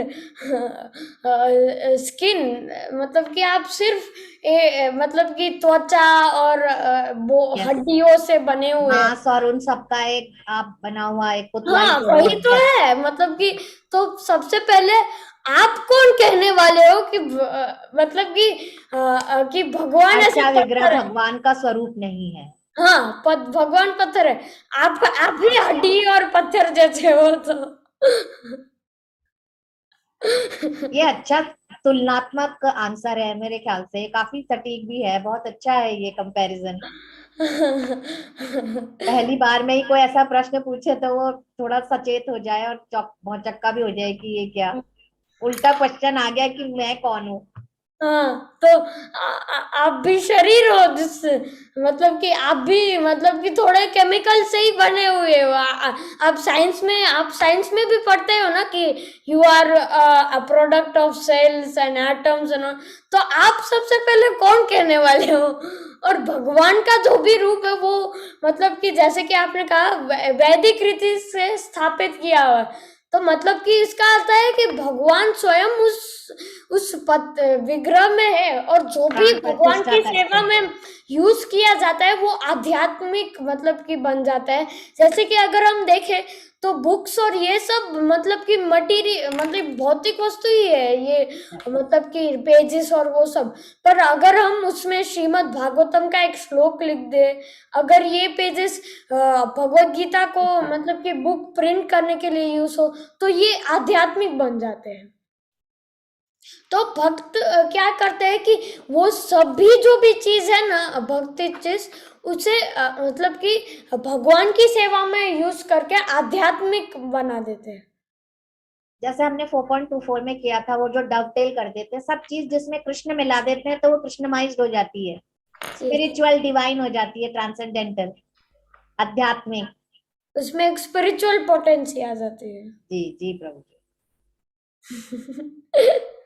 अभी अगली बार कोई पूछेगा तो फिर उसके बाद जब आप ऐसा तो जवाब दोगे, आप कहेंगे कि हाँ हाँ, ठीक हम है ठीक है। डेफिनेटली, मैं तो यही बोलने वाली हूँ, हमारे बाल गुरुजी ने कहा है कि आप पहले ये बताओ कि आप ये तो एक थैला ही हो, एक पुतला ही हो मांस हड्डियों का। क्या हो, ठीक है अभी मतलब कि सीधा मतलब कि ये तो सीधा तीर मारना ऐसे की तरह है, लेकिन पॉइंट पे ऐसे तीर मारना। जी प्रभु जी। फिर अगली बार ऐसा पूछने का प्रयास साहस भी नहीं नहीं करेगा करेंगे। वो। मुंह तोड़ जवाब। Okay okay. अभी आरती माता जी से क्वेश्चन है, हम हर स्थिति में मतलब नहीं ये नहीं, दुख कितने प्रकार के होते हैं? प्रभु जी, भक्त के लिए तो मेरे हिसाब से किसी प्रकार का कोई दुख होता ही नहीं है। नहीं, पर यूजुअली दुख कितने प्रकार के होते हैं? आइडिया नहीं है प्रभु जी, आप ही बताइए। सर, आपको एक हिंट दूं? जी आधिदैविक। जी, अधिदैविक, अधिभौतिक, तीन प्रकार के होते हैं प्रभु जी। हाँ, मतलब कौन कौन से? आधिदैविक, आधिभौतिक, आधिदैविक, आध्यात्मिक। आधिभौतिक, आध्यात्मिक। और वो मतलब कि उसमें क्या होता है, मतलब कि मुझे कुछ नहीं प्रभु पता। प्रभु जी, जो आदि भौतिक होता है वो भौतिक चीजों से संबंधित होता है, बाहर के तत्वों से प्रदान किया जाता है। जो आधिदैविक होता है उसमें इस प्रकार से, जैसे कभी भूकंप आ गया, भूचाल आ गया या बाढ़ आ गई, तो हम बोलते हैं ना कि अरे ये देवताओं ने ऐसे कर दिया, तो उसको प्राकृतिक। प्राकृतिक। जी। और जो आध्यात्मिक होता है वो हमें स्वयं के अपने द्वारा, अपने ही सोच से या इस प्रकार से जो प्राप्त होते हैं दुख, तो वो आध्यात्मिक हो गए। ओके, ठीक है। और मतलब हाँ, आपने तो बता ही दिया कि मैंने क्वेश्चन पहले से तैयार रखे रखा कि क्या भक्तों को अलग से प्रयास करना पड़ता है कि ये सारे गुण प्राप्त करने के लिए, पर आपने तो जवाब दे ही दिया था। मैं अभी कह नहीं सकता, पर मतलब कि जैसे कि अगर हम देखें तो कई सारे ऐसे मूवमेंट्स होते हैं कि जिसमें लोग कहते हैं कि तुम्हें वेजिटेरियन बनना चाहिए, वेजिटेरियन में मतलब कि उसमें आपको अलग तरीके से कई प्रयास करना पड़ता है कि आपको मतलब कि अभी आपको वेजिटेरियन होना ही है, आपको मांसाहार से रिफ्रेन करना है। पर अगर हम और अगर किसी व्यक्ति जो भी है, अगर उसके पास कोई दैविक गुण भी हो तो उसका भी कोई हम निश्चय नहीं कर सकते, क्योंकि कभी कभी ऐसा हो सकता है कि कैसी ऐसी परिस्थिति आ जाए कि जो उससे मतलब कि शायद वो गलत संगति में भिड़ जाए और वो सब हो जाए, तो उसका संग कर ले, तो उसके कारण वो ऐसा हो। जैसे कि अगर हम कॉलेज में देखें तो वैसा ही होता है कभी कभी। मतलब कि जो भी नॉर्मल बच्चे होते हैं 12th ग्रेड में, वो इतना ज़्यादा मतलब कि इतने भी खराब नहीं होते। परंतु कॉलेज में कई सारे मतलब कि जो भी युवाओं जो भी गलत हैबिट से जुड़े हुए, उसका संग करके वो भी कर लेते हैं। इसलिए पर अगर एक कृष्ण भक्त है तो उसका तो मतलब कि क्योंकि वे भक्तों के संग में हमेशा रहता है, इसलिए उसे कोई ऐसे अलग से प्रयास नहीं करना पड़ता, और वो भगवान स्वयं से मतलब स्वयं भगवान से संगति ले रहा है नाम जप से, उनकी सेवा करके। तो मतलब कि भगवान जो स्वयं जिसके मतलब कि कितने सारे अगणित अच्छे गुण हैं और आध्यात्मिक गुण हैं, तो उसकी संगति करने से तो आपकी भी शुद्धिकरण होती है। जी प्रभु जी, यही तो सब हम यहाँ रिसीव कर रहे हैं आपस में, साधु संगति, और उसका लाभ प्राप्त कर रहे हैं सभी लोग प्रभु जी। और जिसका जो ओरिएंटेशन होता है वो उसी प्रकार की अपनी संगति खोज भी लेता है। वैसे जरूरी नहीं है कि बुरे के संग रह के हर कोई बुरा बन जाए, लेकिन ये है कि फिर भी चांसेस होते हैं कि ऐसा हो सकता है। तो अगर अच्छे के साथ अच्छे बन सकते हैं, ये हमारे नेचर पे भी डिपेंड करता है या अपने संस्कारों पर भी निर्भर हो सकता है। अच्छी चीज तो हर कोई सीखना जानना चाहता है। बहुत बार ऐसा होता है कि किसी को पता ही नहीं होता है कि क्या अच्छा है और क्या बुरा है।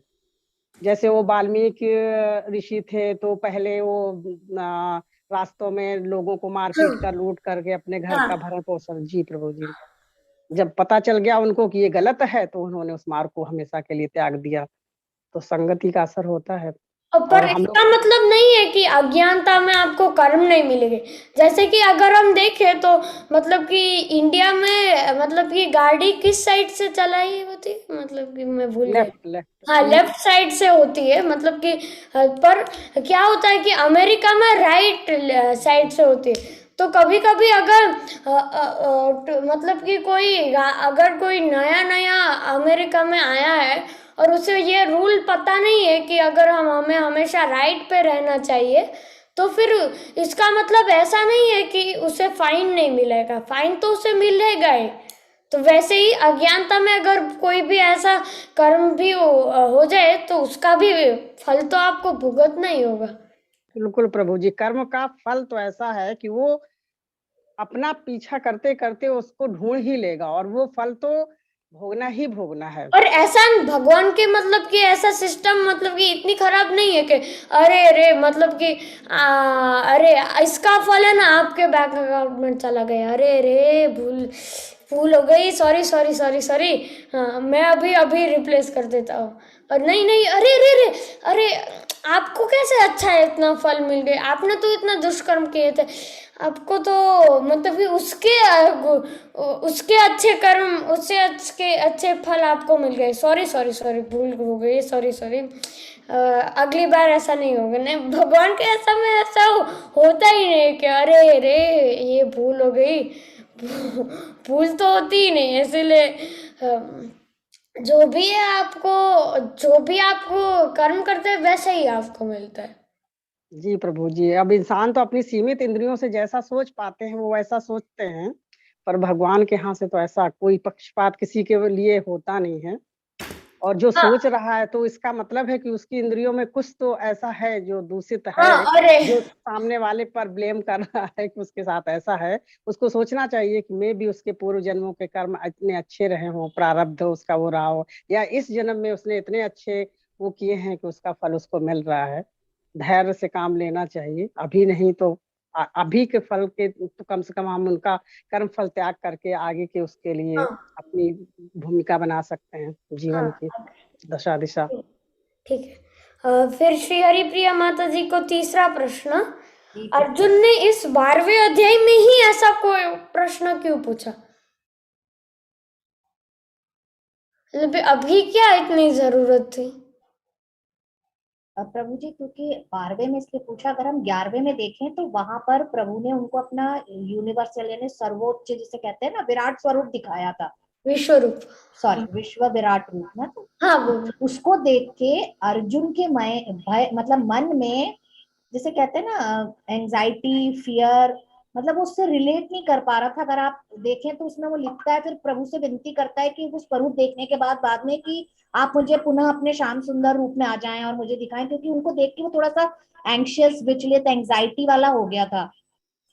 तो वो उस रिलेशन में अगर हम देखें तो यहाँ पर भगवान उसे यह समझाने की मतलब उसके रिलेशन में इस चैप्टर में यह बताया गया है कि इसलिए ये जो प्रश्न पूछा है कि साकार और निराकार में से आप किसे अपना ज्यादा अच्छा भक्त मानते हैं, क्योंकि उसने खुद ही अनुभव किया कि उस स्वरूप की पूजा ध्यान साधना करना उसको भी कठिन लग रहा था। तो वो कैसे, क्योंकि वो श्याम सुंदर स्वरूप से अच्छे से मित्र भाव से सखा भाव से प्रभु को गुरु जब उन्होंने सेकंड चैप्टर में बनाया था कि मैं आपके शरण में हूं तो आप मुझे ज्ञान दीजिए, तो वो उस रूप से जुड़ना एक जीव के लिए उसे आसान और इजी लगा। इसलिए मुझे लगता है कि ये उस चैप्टर के कनेक्शन में यहाँ पे ये प्रश्न पूछा है अर्जुन ने। ओके, हाँ तो ठीक है, वही मेरा भी आंसर था। ओके, इसके साथ हम अपना वो जो क्वेश्चन है वो सब। हाँ, आरती माता जी आपको कुछ कहना है? अपन नहीं प्रभु जी, मुझे लगा मेरा चांस है आंसर देने का। हाँ, हरे कृष्णा। अभी थोड़ी देर हो गई है इसलिए मैंने अभी स्टॉप किया। अभी हम जैसे हर बार हम कर रहे हैं वैसे भी हम कंटिन्यू करेंगे। हाँ, मैं थोड़ा सिर्फ 15 मिनट ही लूँगा। हाँ, ओके जी। आज का श्लोक, हाँ, कल हमने वो यही किया था ना, इति षोडश का नाम कली कल्मषनाशनम, करेक्ट ना? यस प्रभु जी। हाँ, तो इसमें बताया गया जैसे कि मैंने आपको गिनती दिखाकर भी दिया कि ये हरे कृष्णा महामंत्र में 16 नाम होते हैं, और मतलब कि 16 शब्द होते हैं और 32 अक्षर होते हैं। और मतलब कि जैसे कि हरे नाम हरे नाम हरे नाम केवल इस श्लोक में बताया गया है कि केवल हरि नाम से कलयुग में आध्यात्मिक प्रगति हो सकती है। तो वैसे ही इस श्लोक में बताया जा रहा है कि इससे और कोई और विकल्प नहीं है। और इसमें भी बताया गया है कि जैसे कि श्री चैतन्य महाप्रभु का मतलब कि जन्म होने का ऐसा भविष्यवाणी दी गई है श्रीमद् भागवतम में, पूर्व ही ऐसा कहा गया है। इसलिए अभी हम नेक्स्ट इसी श्लोक के साथ कंटिन्यू करते हैं। कालेर्दोष निधे राजन् अस्ति ह्येको महान् गुणः कीर्तनादेव कृष्णाय मुक्त संगः परम व्रजेत। कोई इसमें हिंदी मतलब कि अंग्रेजी का अनुवाद पढ़ सकता है? हाँ प्रभु जी, अंग्रेजी इंग्लिश में पढ़ना है। हाँ, ये My dear king, although Kali Yuga is full of faults, there is still one good quality about this age. It is that simply by chanting the Hare Krishna Maha Mantra, one can become free from material bondage and be promoted to the transcendental kingdom. तो इसमें बता, हाँ okay, हाँ, Shrimad Bhagavatam 12.3.51। Okay, हाँ, हरे कृष्णा। तो इसमें बता रहे हैं कि राजन मतलब कि राजा, जैसे कि अगर हम देखें तो कई सारे में बताया है हे राजन ऐसा संबोधन किया जाता, तो इसमें भी ऐसा संबोधन किया जा रहा है। कालेर दोष निधे राजन, मतलब कि इस कलयुग में दोष ही दोष है, अनेक दोष है। अगर हम आज की स्थिति भी देखें तो मतलब कि कितना पाप और कितना मतलब कि इस पाप के कारण ही शायद मतलब कि इस पाप का सभी को फल भुगतने के लिए भी शायद ये कोरोना नामक वायरस आया होगा।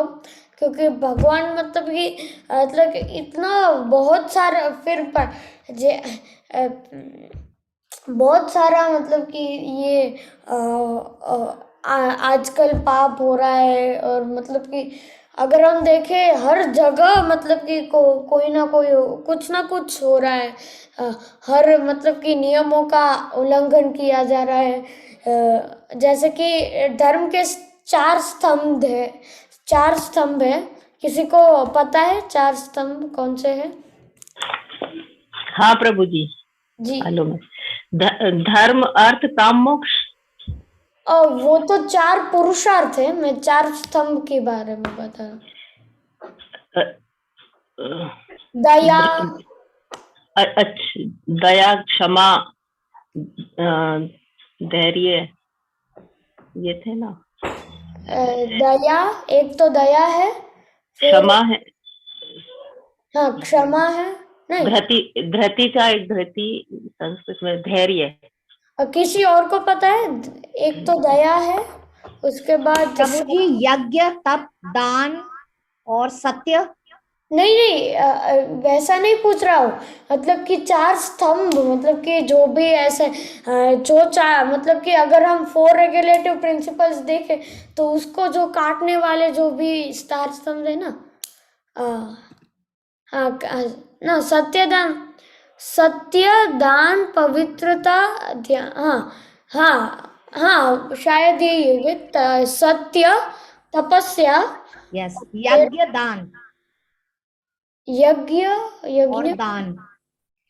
नो, वो तो अलग है। सत्य, फिर तपस्या, फिर शौचम मतलब कि वो क्लेanलीनेस, और उसके बाद दया, हाँ वो 4 है।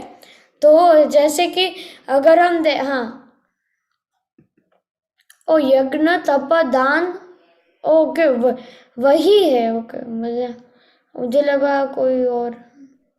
अच्छा धर्म, तो धर्म के तो 4 स्तंभ यही है प्रभु जी, यज्ञ, तप, दान और सत्य। ओके ओके, नहीं मैंने मतलब आपका कि क्वेश्चन कुछ और होगा फिर। आप क्या आंसर खोज रहे थे वो बताएं तो फिर उससे क्वेश्चन समझ आ जाएगा।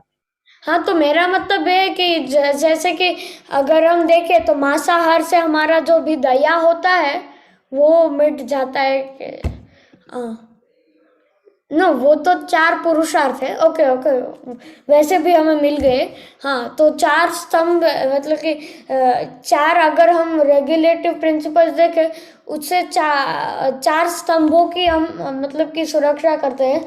जैसे कि अगर हम मांसाहार करते हैं तो हम जीवों मतलब कि जीवात्माओं पर दया खो बैठते हैं। और अगर हम जैसे कि उसके बाद अगर हम नशा या इंटॉक्सिकेशन करते हैं उससे हमारा जो भी तपस्या होती है वो भंग होती है। फिर उसके बाद हमारा जो भी एक minute, gambling, meat eating, sex life and intoxication. टॉक्सिकेशन।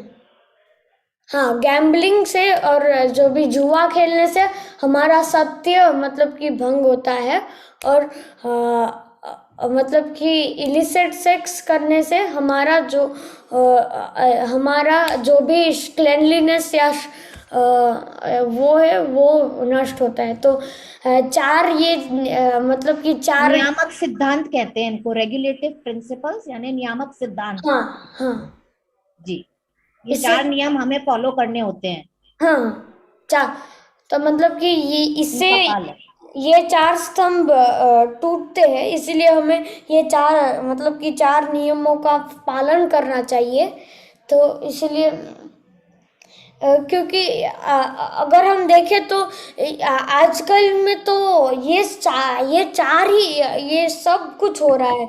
जैसे कि अगर मांसाहार देखें तो मांसाहार भी हो रहा है, जुआ भी मतलब कि आजकल कैसीनो और वो सब होता है तो क्या जुआ भी हो रहा है। फिर इलिसिट सेक्स तो बहुत बहुत हो रहा है वैसे।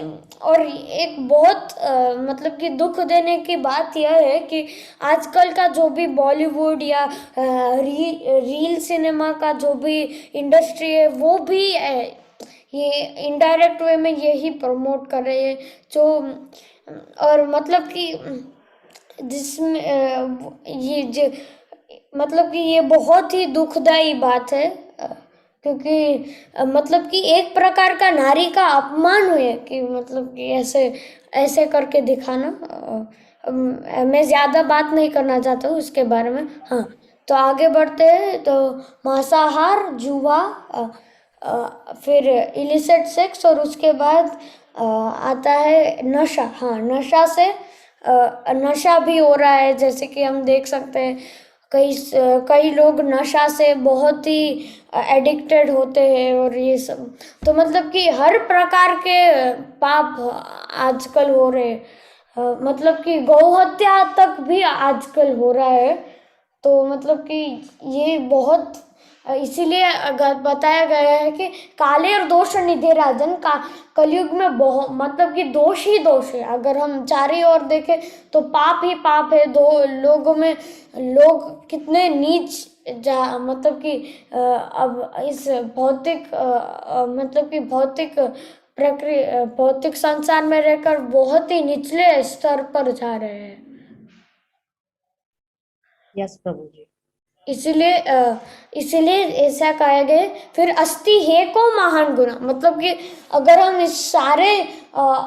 हम सारे इस डिसएडवांटेज को देखें तो हमें बहुत दुख होता है।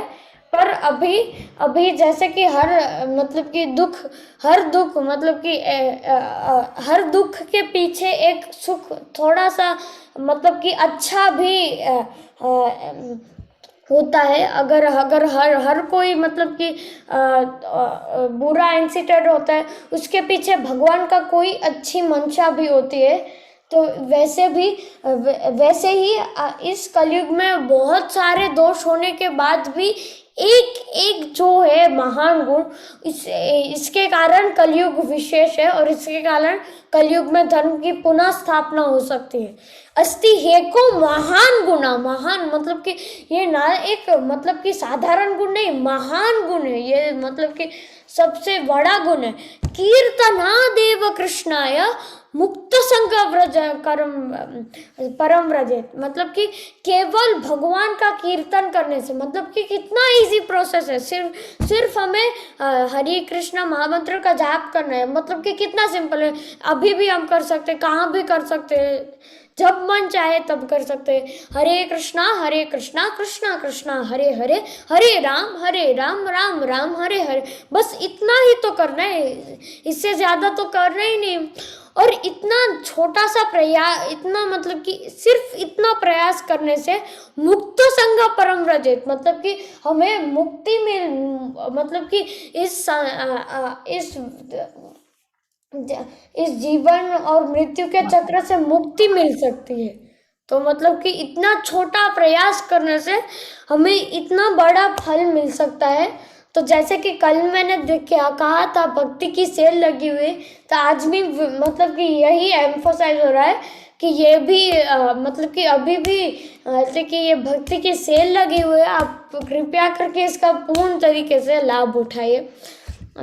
और इसीलिए ये हरि नाम का जग युग धर्म है, मतलब कि इस युग का धर्म है। हर मनुष्य को ये इसका पालन करना चाहिए, क्योंकि इसी से हमारे कई सारे पाप नष्ट हो सकते हैं।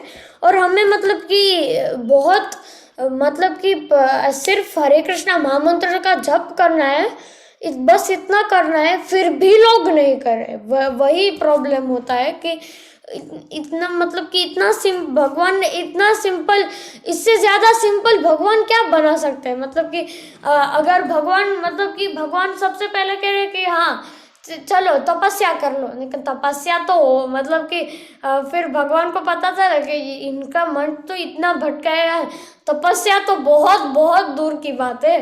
क्योंकि ओके तो थोड़ा दान यज्ञ और वो सब कर लो, क्योंकि तो मतलब कि ये तो होता नहीं, क्योंकि ये तो कलयुग के लोग में होता ही नहीं, क्योंकि भगवान के लिए वे सिर्फ बहुत कम देते हैं और अपने के लिए बहुत ज्यादा रहे। तो एक बार क्या हुआ कि 10,000 की जो 1,000 की जो नोट है ना, 10 रुपए की नोट से चैलेंज कर रहा था कि देखो मेरा मूल्य कितना बड़ा है, कितना बड़ा है। तो फिर 10 रुपए की नोट ऐसा कहता है कि भले ही तुम्हारा मूल्य इतना बड़ा हो, मैं ऐसी जगह में हूँ जहाँ पर तुम्हारा कोई यूज होता ही, मतलब कि जहाँ पर यूज होता ही नहीं है आप तुम्हारा, वो है कि मंदिरों में, कि सिर्फ 10 रुपए की नोट ही यूज की जाती है, 1,000 रुपए की तो नोट यूज ही नहीं की जाती। तो इतने लोग ऐसे होते हैं कलयुग में कि सिर्फ भगवान के लिए मतलब कि मिनिमम से मिनिमम देना चाहते हैं और अपने लिए मैक्सिमम रखना चाहते हैं। तो ऐसे लोग तो दान थोड़ी ना कर सकते हैं। तो भगवान ने ऐसा सोचा। फिर भगवान ने कहा कि अभी ये सब हो रहा है तो तो फिर अभी लास्ट ऑप्शन रहा, वो है सिर्फ मेरा नाम जप कर तुम मुक्ति पाए। मतलब कि भगवान ने इतना सरल किया है, उसके पश्चात भी हम नहीं कर रहे, मतलब कि अच्छी तरीके से नहीं कर रहे। इसीलिए अभी हमें ज्ञान हुआ है कि हमें ऐसा करना चाहिए और इसी से ही हमारा कल्याण हो सकता है। तो इसीलिए हमें इसका पूर्ण तरीके से लाभ उठाना चाहिए। तो इसी के साथ आज की चर्चा को समाप्त करते हैं।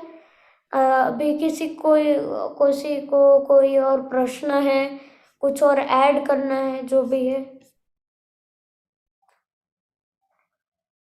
किसी को कुछ कहना है? नहीं प्रभु जी, मैंने डाला है कि आप जिन 4 सिद्धांतों के बेसिस पर, ये 4 जो सिद्धांत बने हैं जिन स्तंभों पर, वो है तपस्या, स्वच्छता, सच्चाई और करुणा।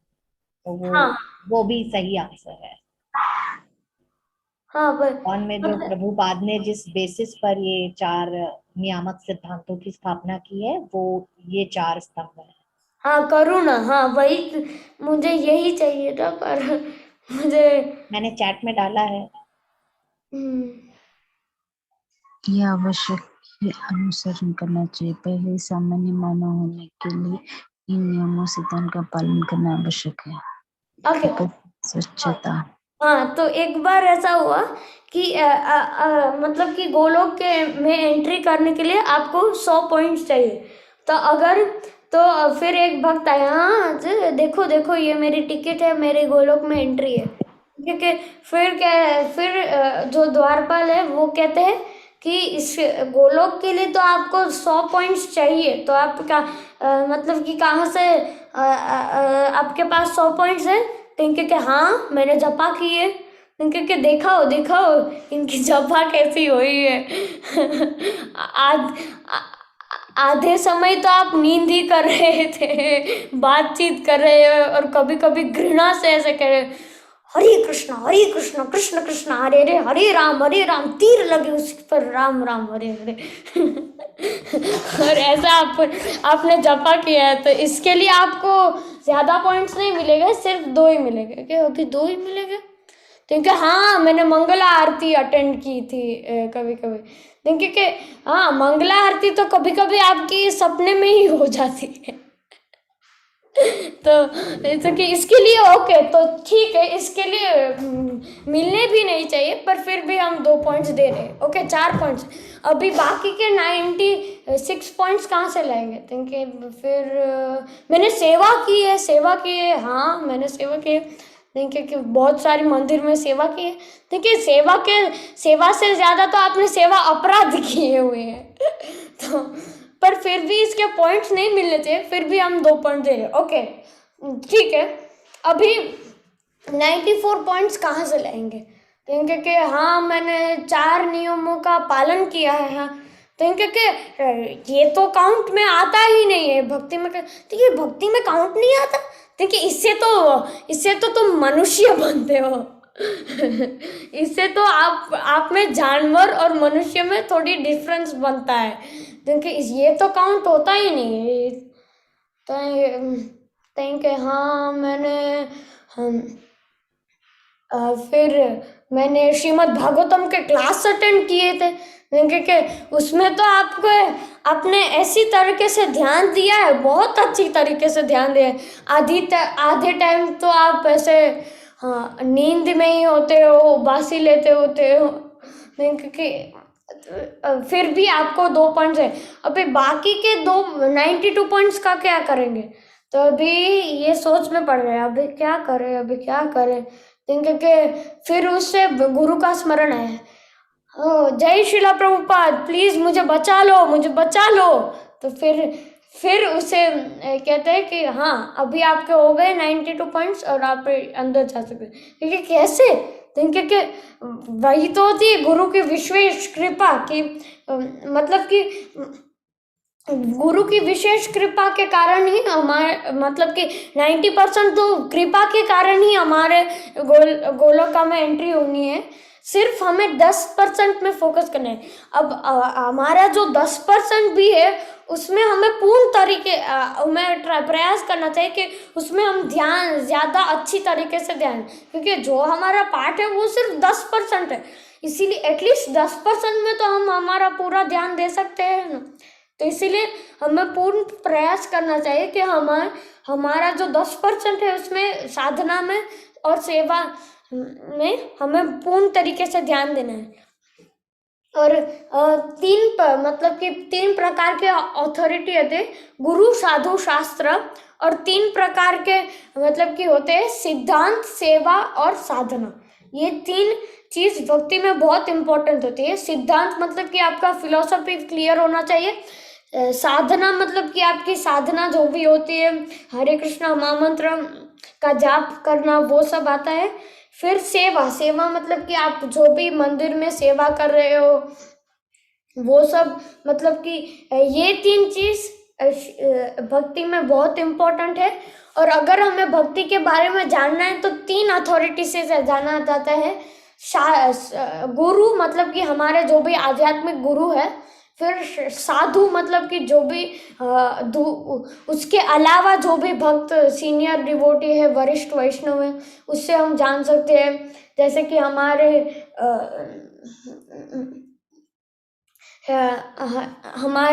मतलब कि इस टेम्पल के टेम्पल प्रेसिडेंट श्री नामनिष्ठा दास प्रभु जी, और वैसे तरीके से हम जान सकते हैं। और शास्त्र से भी हम जान सकते हैं कि मतलब कि सत्य क्या है, मतलब कि अथॉरिटेटिव क्या है।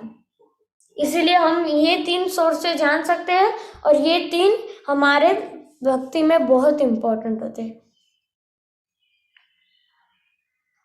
ओके, तो इसी से हम चर्चा का समाप्त करते हैं, क्योंकि अगर मैं फिर से बातों में चढ़ जाऊंगा तो फिर अब और 10 मिनट लगेंगे, और फिर आप सभी को जल्दी उठना भी तो है, इसलिए मैं अभी क्लोज करता हूँ। हरे कृष्णा। हरे कृष्णा प्रभु जी, धन्यवाद आपका। हरे कृष्ण प्रभु जी। हरे कृष्ण। ओके, वाञ्छा कल्पतरुभ्यश्च कृपा सिन्धुभ्य एव च पतितानां पावनेभ्यो वैष्णवेभ्यो नमो नमः। अनंत कोटि वैष्णव वृंद की जय, क्या प्रभुपाद की जय। हरे कृष्णा। हरे कृष्ण। प्रभु जी धन्यवाद प्रभु जी आपका। हरे कृष्णा प्रभु जी। हरे कृष्णा प्रभु जी। हरे कृष्णा प्रभु जी। मैंने वीडियो ऑन इसलिए नहीं रखा था क्योंकि मतलब हरे कृष्णा सभी को। हरे कृष्णा प्रभु जी। हरे कृष्ण। हरे कृष्ण। अब प्रभु जी कल का रिकॉर्डिंग मिल सकता है, कल के क्लास का? हाँ, वो तो मैं दे दूंगा। हाँ, आप ग्रुप में भेज दीजिएगा।